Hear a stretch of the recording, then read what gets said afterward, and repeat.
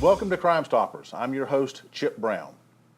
Heartland Crime Stoppers is a community-based program designed to help law enforcement solve crime by providing a way for the public to phone in tips anonymously and receive cash rewards of up to $3,000 for information that leads to an arrest, the recovery of stolen property, or the recovery of illegal drugs. Heartland Crime Stoppers is funded through the State of Florida Office of the Attorney General Crime Stoppers Trust Fund and through donations from the community. Citizens and local businesses make Crime Stoppers work. On today's show, we will talk Polk County Probation. Polk County's Probation Division offers convicted defendants an alternative to jail cells. Staff members within the division monitor or assign defendants for compliance with their probation conditions. Joining us in the studio is Lisa Ewing, Director of Polk County Probation Division. Lisa, welcome to the show. Thank you, Chip. It's a pleasure to be here. So glad to have you. Now, you are originally from Virginia, but moved to Polk County in your teen years, and you must have liked it because you're still here. Absolutely. I'm a beach bum at heart, so the state works really well for me. Yeah. Now, tell us, you moved to Lakeland, but you graduated from Frostproof High School. I did. My family moved there. My father was transferred there for 2 years. I graduated from high school, and then we moved back to Lakeland. Now, your goal in college was not to be with a probation officer. You had other goals and aspirations, didn't you? Absolutely, Chip. My degree is in secondary education English. I thought pretty much my entire life I wanted to be a teacher. I completed all my course requirements, was about to graduate, interned for 8 weeks, and found out that teaching was really not for me. So I went to work for a drug treatment program, and after several years, some of the staff I had worked with at County Probation suggested that I apply for a position they have, and I applied, was hired, and I've been there for 34 years now. Oh my goodness, that was a long process, but it seems like, I'm sure with my career, it just seems like it was yesterday. Exactly, yeah. That's the truth. Now tell us about county probation, how that operates, and how it helps our citizens here in Polk County. Okay. County probation supervises, the primary function is to supervise misdemeanor and criminal traffic offenders who are referred by the county court. We have folks on probation for petty theft, worthless check, DUI, driving while license suspended or revoked. We have them for 6 months to a year, depending on what their original sentence was. And each offender is given a laundry list of specific conditions that they need to complete on their probation within that prescribed time frame. Our officers supervise everyone. We do our best to help them complete everything successfully. And as long as they complete successfully, that's great. They're done. They're on their way. If they don't, then we don't hesitate to take them back to court and let the judge know that they failed to comply. Yeah, now these conditions that are applied, I mean, they're not standard. They are basically set for that individual person and their issues, their problems, their conditions. There are standard conditions of probation, such as you will incur no new charges, you will report every month, you'll notify your officer if you move or if you change jobs. Those type things are consistent with each case. But then specific conditions of probation are for each offense. For instance, someone charged with retail theft may have to attend what we call the shoplifting class, which does not teach them how to do it. It teaches them the cost to society when they do that, and the cost to themselves. DUI offenders obviously have to attend substance abuse counseling, DUI school. So the special conditions are specific to the charge. Now, typically, most people in years past, they were first offenders that were allowed to go on probation. Are you still seeing that trend now? No, we're not. And it was interesting. When I started 34 years ago as an officer, I had a large caseload of first offenders. Now the system has created so many diversion programs and pretrial intervention programs designed to help people for their first time in the system to emerge unscathed without charges on their record that will follow them. So pretty much now the offenders that we receive are repeat offenders. They've been through the system multiple times, may have been on probation with us once or twice. Yeah. Now, most people here, unfortunately, the people that are not successful with their probation, and that, that's just, I guess, that sells newspapers. but your success rate is actually quite high. You have a good record with that. Thank you. It really is, and I am very, very proud of staff and the success rate that we have. Always tell people that one thing I love about our agency is we are one criminal justice agency that is not prosecution, we're not defense, we're right in the middle. The officers do everything they can do to try to help someone successfully complete their probation, and that's to everyone's advantage if they do. Obviously, some aren't. But our misdemeanor officers, with all the specific conditions that people have to complete, the successful termination rate there is 62%. That means the individual did every single thing that the court told them to do and in the time frame they were given. Our electronic monitoring program, the success rate is 84%, much higher because they have fewer requirements that I know we'll talk about. Yeah, we'll get into that in the second half, but Right. It's just amazing that you tailor the needs of your client to what the court is expecting them to do, and you encourage them. Instead of just dropping the hammer if they do something out of line, you try to make them successful. You don't try to make them fail. Absolutely. As I said, it's to everyone's advantage if they complete successfully. It's to their advantage. The jail obviously achieves a benefit from them not being incarcerated, and the defendant also can continue to work, support their families, and not be in jail for 30, 60, or 90 days. Now, I know that one of the reasons they have probation is because we don't have enough jail space to put everybody in jail, and it doesn't really serve the society's need, to help correct people doing wrong things. But what is the cost differential as putting somebody in jail for a day as opposed to being on county probation? There's quite a cost difference. Obviously, it's much more expensive to house someone and have to essentially attend to their every need than it is for us to supervise someone on probation. But it's $56.21 a day for someone to be incarcerated in the Polk County Jail, and for county probation, it's $1.87 a day. Under $2 a day. Correct. Compared to $56 a day. Correct. Now, how large is your staff? Because I don't know what the caseloads are, but tell us about your staff and your caseloads. We have a staff of 39, 19 county probation officers, 5 electronic monitoring officer positions. We then have support staff, clerical staff, fiscal staff, and office manager, and then 3 division director, myself, and 2 program managers. And so how many people do they normally supervise in a month? I know it fluctuates, but what would be the average? I would say it averages around 100 for county probation. So each of your 19 people that are your probation officers have a staff have about 100 clients that they have to make contact with and follow up on. Correct. Yeah. Now, your main office is here in Barstow, correct? Correct. But you have other locations that you work out of as well? Yes, sir. We have branch offices in Lakeland, in the Lakeland Government Center, and in Winter Haven in the Gil Jones Plaza there, the Government Center building there. Now, what are to see these clients, that they have 100 clients for each probation officer, they see them once a month at least, correct? Correct. They're required to report in once a month to see their probation officer, and then they provide proof of having complied with the special conditions, such as community service hours or substance abuse treatment, as we talked about earlier. And then the officer verifies that all that has been completed. There are some cases that the court will order us to do a home visit or a field visit, usually for a specific purpose. Maybe they were ordered to not have any animals, and the officer will go to the home to verify that they don't have pets and that type thing. Yeah, with that many people, your personnel stays extremely busy, I'm sure. They do, yes. Time management is so important, and it's such an important job, and just the money that it saves the taxpayers from $56 a day to the just under $2 a day really speaks highly of what you're able to do with your staff and what the goal, not only to reduce overcrowding, but to save the county money. Thank you, Chip. I really have to applaud the staff. We have an excellent staff. They obviously don't do it for the money because the starting salary is ridiculous, but they really believe, as do I, in what we do. We believe that we serve a critical part of society and are an important function of the criminal justice system, and we all really truly believe in what we do.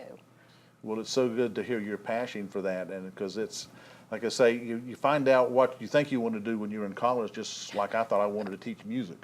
And to find out that was not what I wanted to do, and ended up in law enforcement. And it's a service. It's helping people to be successful in different situations. Exactly, and it is helping the system take someone off the street and incarcerate them if they are not going to do what the judge told them to do, and that's equally important. Yeah.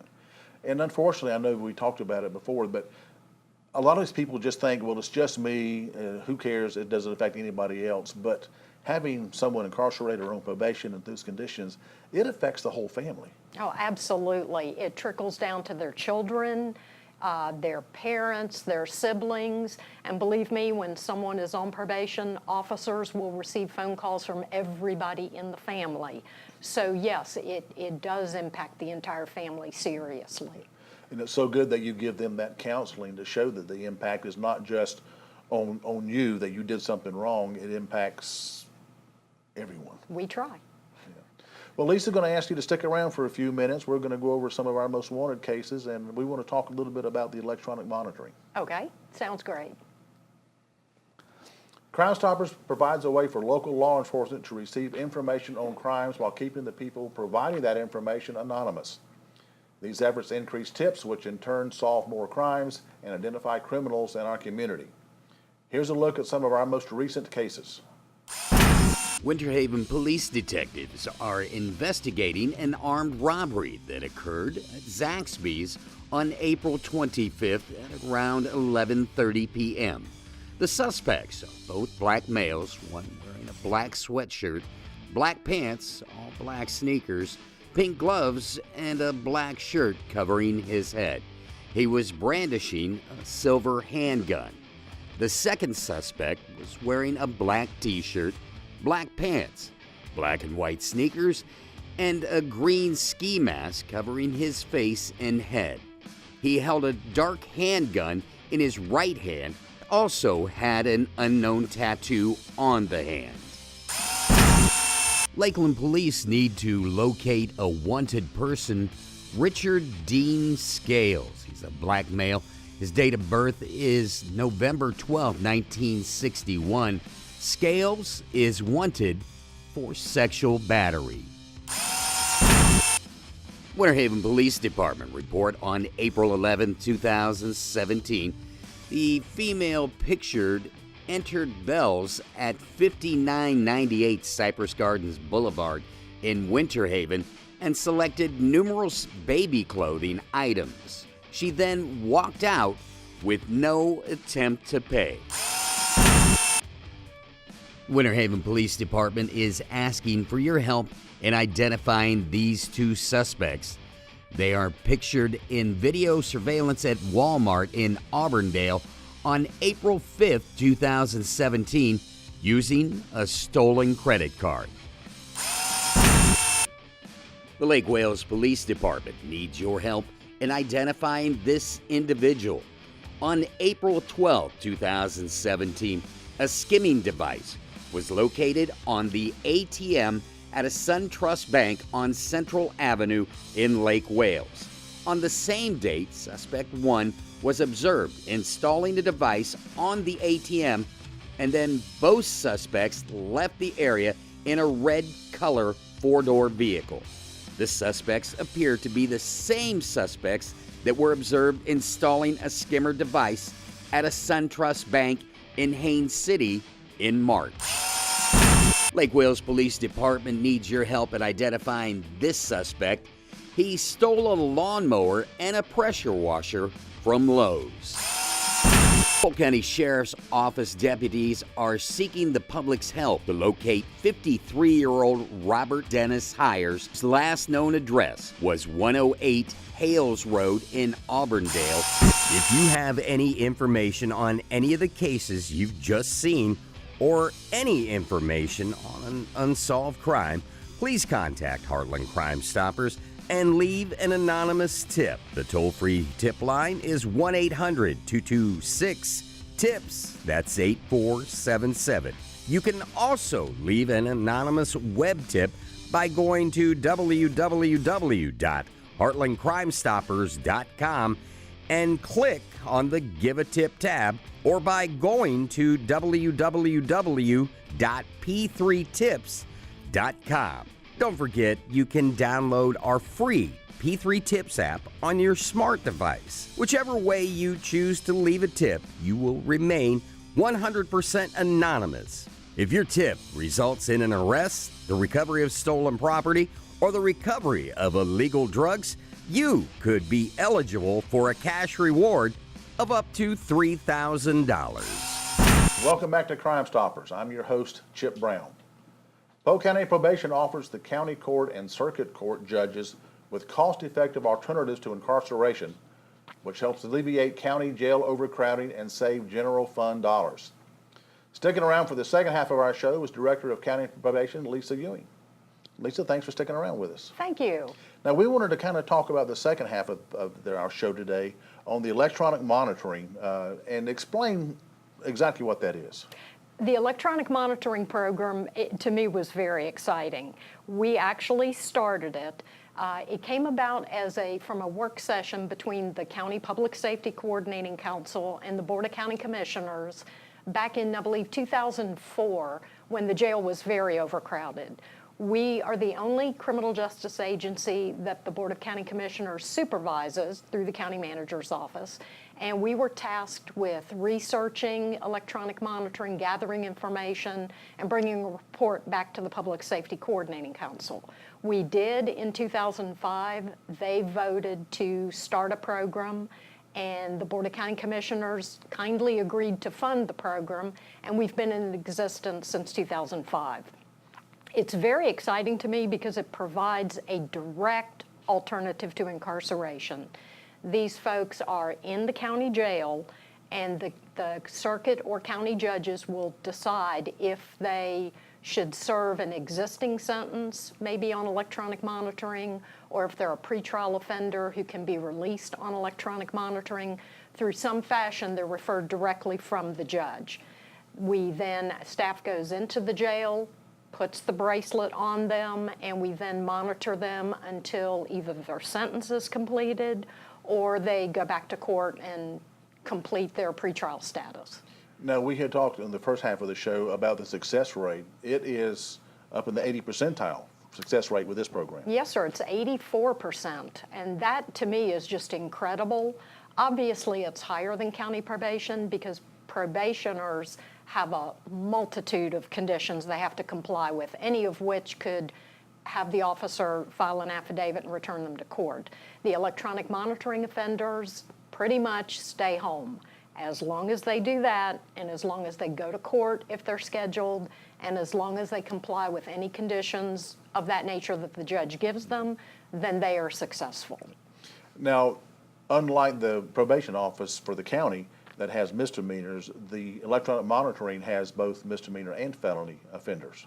Correct. And that gets a little confusing because we are the county probation agency, but the electronic monitoring program, as you said, does supervise felon offenders in pretrial status. Now, once they're sentenced, if they're placed on probation, we then have no more contact with them. They go to the State Department of Corrections. Now, you actually have one of the monitors there I do. In your hand, and that is one of the newer models. And these, as I understand, they're a little over $1,000 each. Is that correct? Correct. The replacement cost for one of these is $1,050. That's if the offender demolishes it, breaks it, cuts it off, and throws it in a ditch, and we can't find it.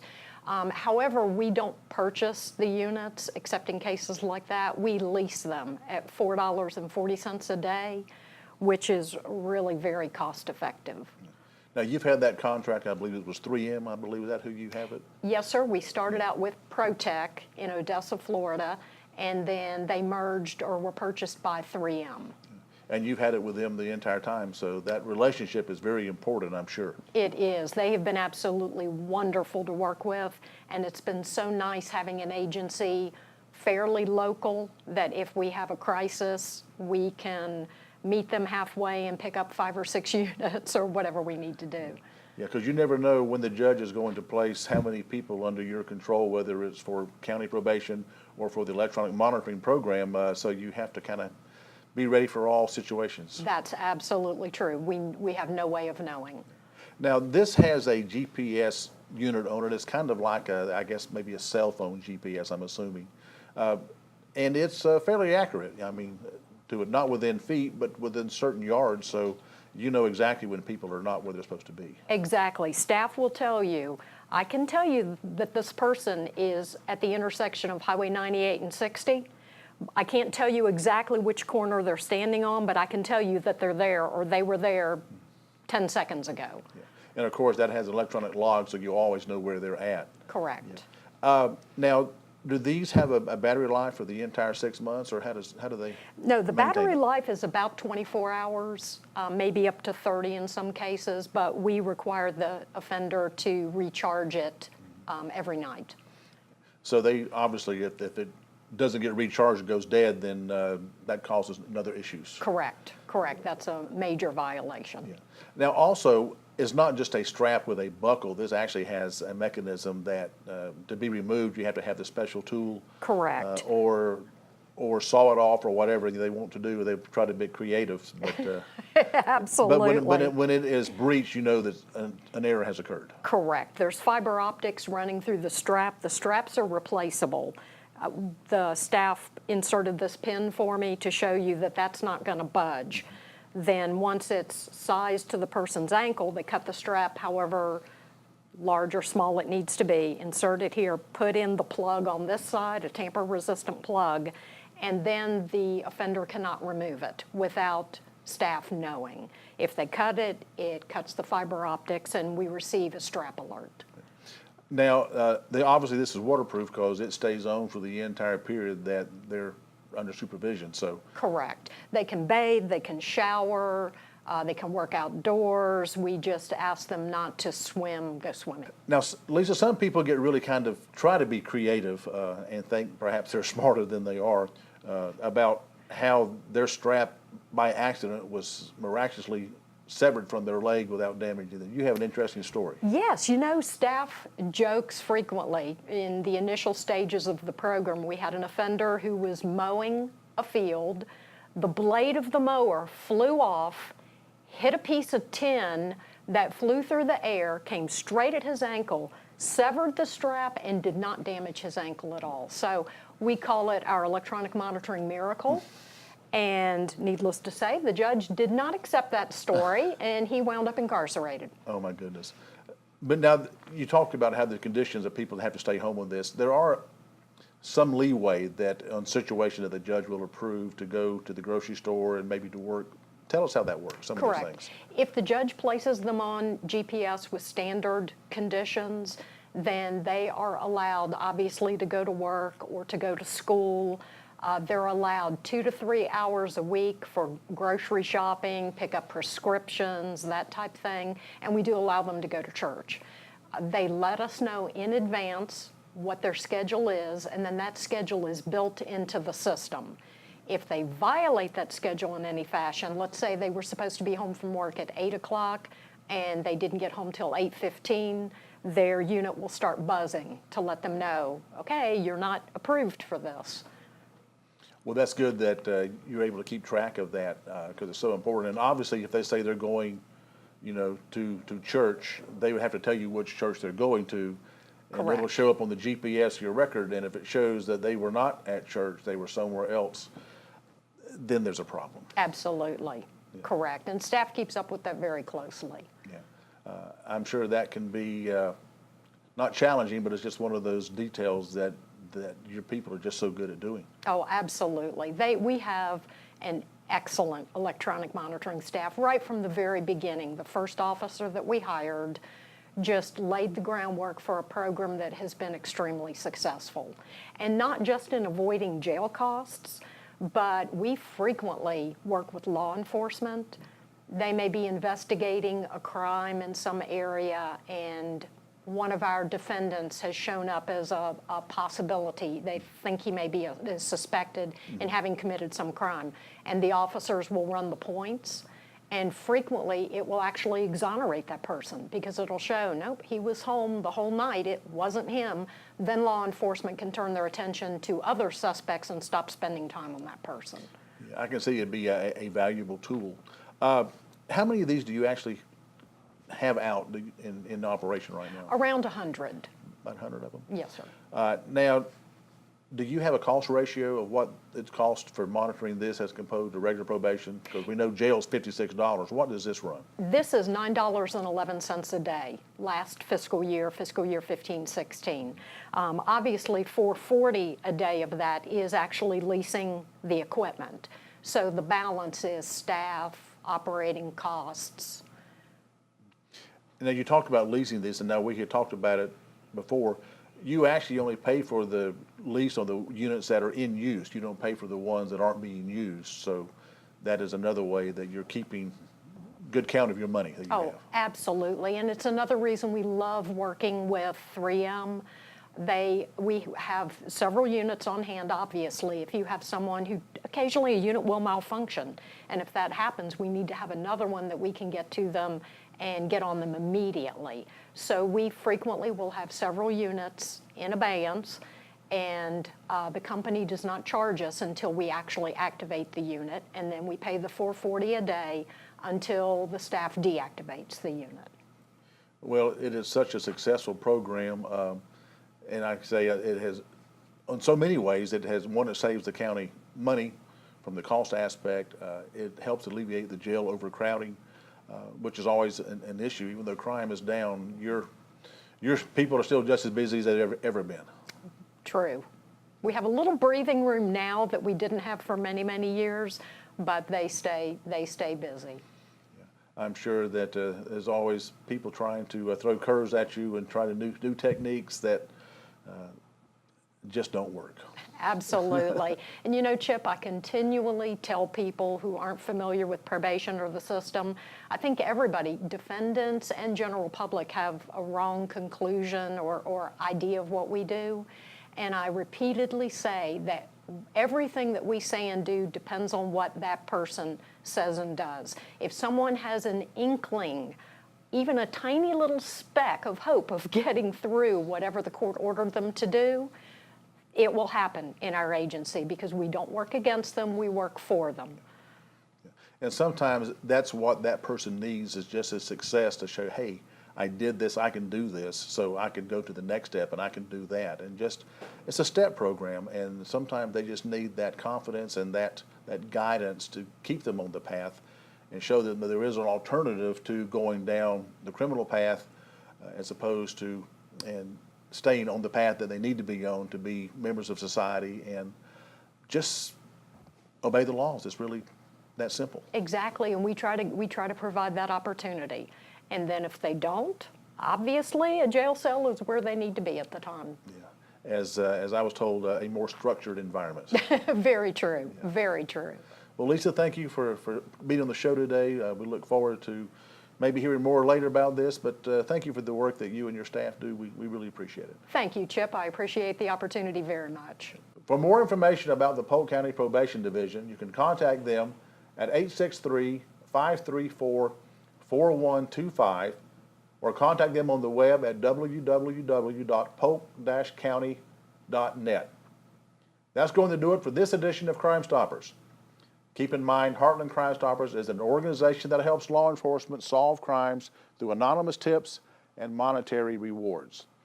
It encourages a cooperative partnership between law enforcement, the media, and the community to ensure security and enhance our quality of life here in Polk County. For more information on us, you can check us out at the web at heartlandcrimestoppers.com or follow us on Facebook at Heartland Crime Stoppers Florida. Until next time, keep in mind, it's a crime, and you can help make sure that they don't get away with it.